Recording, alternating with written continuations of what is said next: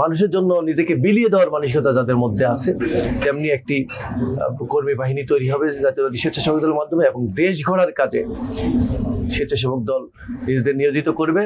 এবং যখনই কোনো প্যাসেজ আবার বাংলাদেশের উপর তাদের নগ্ন থাবা বসাতে চাবে, জাতীয়তাবাদী স্বেচ্ছাসেবক দলের সেই কর্মীরা সেই হাতকে ভেঙে চুরে তছনছ করে দিবে। কোনো প্যাসেজকে বাংলাদেশে আর আসতে দিবে না, এবং বাংলাদেশের মানুষের একটি নিরাপদ বাংলাদেশ যেমনটি চান আমাদের মাননীয় প্রধানমন্ত্রী জনাব তারেক রহমান, একটি গণতান্ত্রিক বাংলাদেশ, একটি মানবিক বাংলাদেশ, একটি শান্তিময় বাংলাদেশ, সেই বাংলাদেশকে গড়ার জন্য আমরা একটি আদর্শ কর্মী বাহিনী তৈরি করবো ইনশাআল্লাহ, যে কর্মী বাহিনী মানুষের আশা আকাঙ্ক্ষার প্রতিফলন ঘটাবে ইনশাআল্লাহ। মাননীয় প্রধানমন্ত্রী জনাব তারেক রহমান ইনশাআল্লাহ একজন সফল এবং বিশ্বমানের রাষ্ট্রনায়ক হবেন, এটা আমাদের প্রত্যাশা। মাননীয় প্রধানমন্ত্রী জনাব তারেক রহমান দীর্ঘ নির্বাসনে থেকেও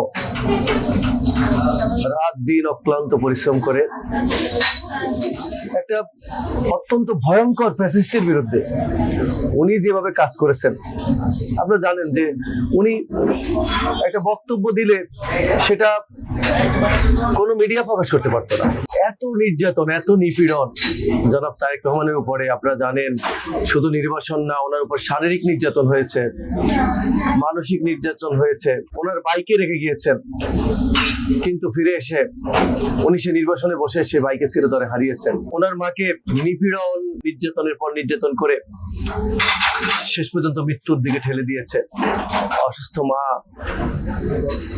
কারাগারে বন্দী হয়ে নিপীড়িত হয়ে আছেন। এই সময় সন্তান নির্বাসনে থেকে কি যে কষ্ট, যাকে সাপে নাক কামড়িয়েছে সে আসলে সাপের বিষে যে কি জ্বালা সেটা বুঝবে না।